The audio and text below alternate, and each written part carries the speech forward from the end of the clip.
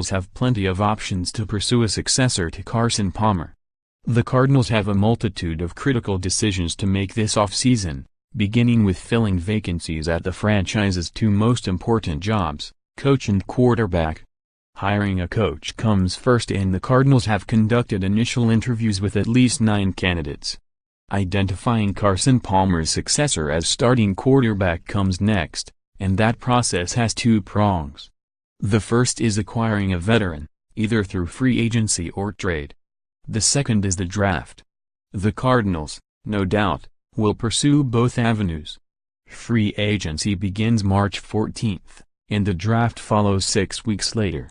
The Cardinals have no quarterbacks under contract, so unless they want to go with 3 rookies on the depth chart, including one as a starter, they will acquire a veteran or 2 more. Taking a look at some possible Arizona Cardinals coaching candidates, here are some possible options among the veterans. Click here to see the latest quarterback projections for the team in the NFL Draft. Case Keenum, Sam Bradford and Teddy Bridgewater are due to be free agents. The Vikings won't be able to keep them all, but each comes with some risk. Vikings offensive coordinator Pat Shurmur is a candidate for the Cardinals head coaching job, so he would have inside knowledge of all 3 if hired. Does that mean he would be eager to work with whichever quarterbacks the Vikings don't re-sign? We don't know. Keenum, at 29, Keenum went from journeyman to solid NFL starter this year after replacing Bradford early in the season.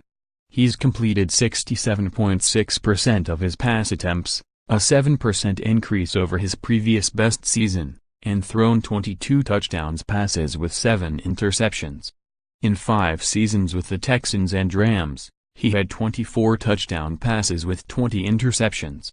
It would make sense for the Vikings to keep him, and they could put the franchise tag on Keenum if they can't immediately reach a long-term deal. Bradford, the first overall pick in 2010, Bradford's career has been hampered by revolving offensive systems and injuries. More knee problems forced him out of the lineup this year. Bradford is only 30 and still has the intelligence and skill that entices general managers and coaches. Given his injury history, Bradford's next contract probably won't be lucrative. He would make sense for the Cardinals if he's willing to take, say, $8 million to $10 million a year. Some would say that's too much, but the Bears signed Mike Glennon last year to a 3-year deal that includes $18.5 million guaranteed.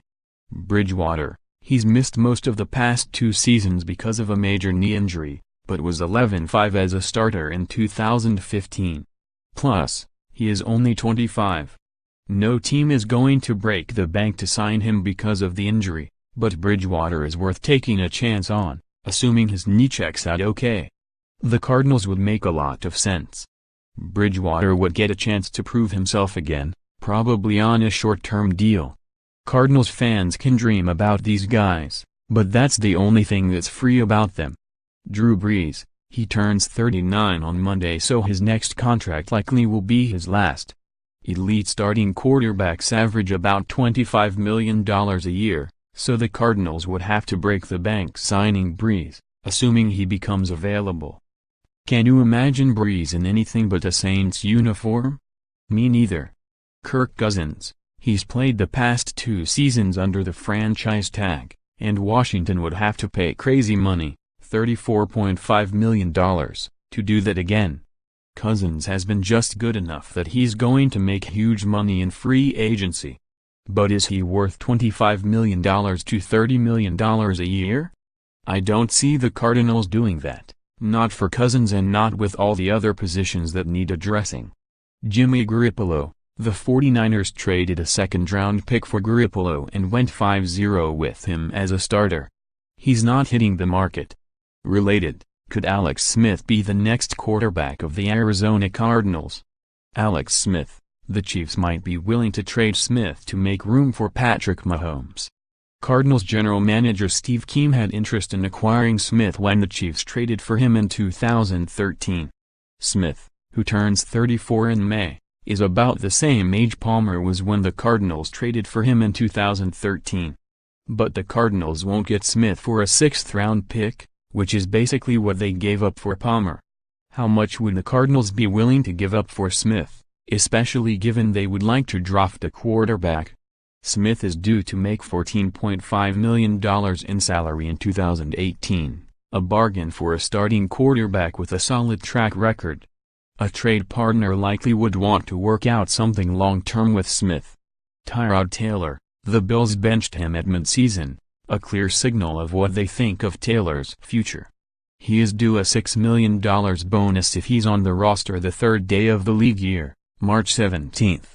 A trade can't be consummated until March 14, so conventional wisdom suggests the Bills will try to deal Taylor right after.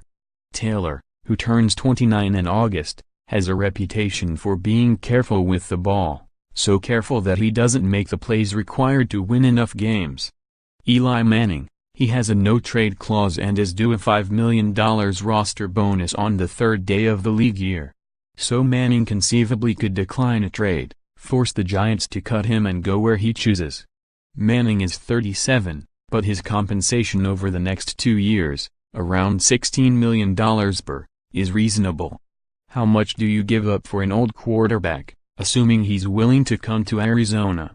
A mid-round pick seems reasonable. Maybe the prospect of a Manning to Fitzgerald combination is enough to entice Manning to Arizona and to convince Larry Fitzgerald to stick around another year.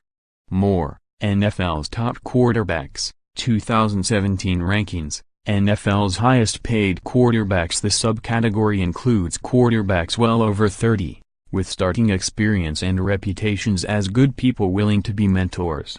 Signing one of these quarterbacks would make sense, because a rookie needs someone to emulate.